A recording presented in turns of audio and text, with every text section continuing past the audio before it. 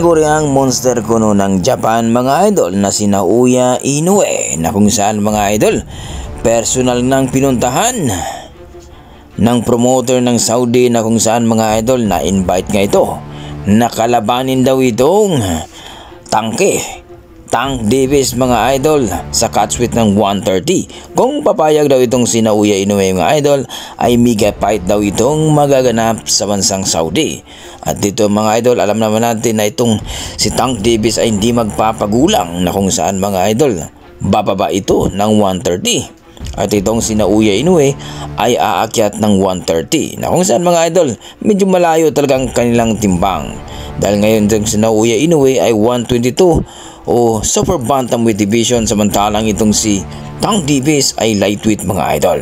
At alam naman natin mga idol na itong si Naoya Inoue monster nga daw talaga ng Japan ito at gusto daw na mapalaban itong si Naoya Inoue at si Tank Davis sa bansa ng Japan, pero ayaw atang pumayag ng Saudi na kung saan mga idol kung papayag daw itong si Naoya Inoue mga idol bago daw itong labanan si Tank Davis ay dadaan muna daw ito kay Casimero. Kung baga mga idol wala pa rin ligtas itong si Naoya Inoue kay Casimero sapagkat dalawang boxer muna daw ang ipalaban dito kay Naoya Inoue.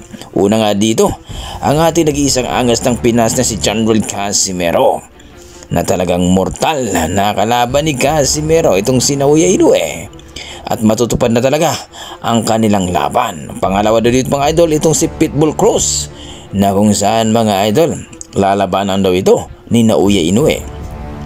Kung papayag si Naoya Inoue mga idol ay mega fight daw ito na mangyayari. Kaya marami pong mga boxing fans mga idol na wala pa daw ligtas itong si Naoya Inoue kay Casimero.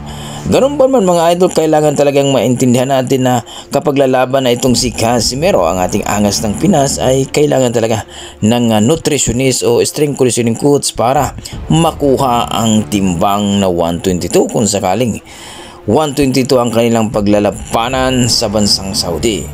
Well mga idol, magandang balita ito dahil itong si Naoya Inoue ay hindi na talaga makakaligtas dito kay Casimero. Ano kasi ng promoter ng Saudi mga idol kapag magpalaro daw sila ng mababang timbang ay sigurado na daw na itong si Casimero at Naoya Inoue ang kukunin mga idol.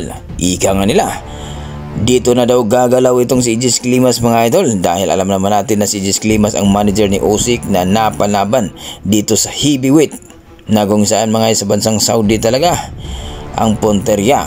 Well mga idol, ika nga ni Climax mga idol na ito na chance ni Casimero na mapalaban sa ibang bansa dahil wala na daw kontrata dito sa TBP at malayang-malaya na daw itong si Casimero na maghanap ng ibang promoter. Well mga idol, depende po yan sa kanilang manager.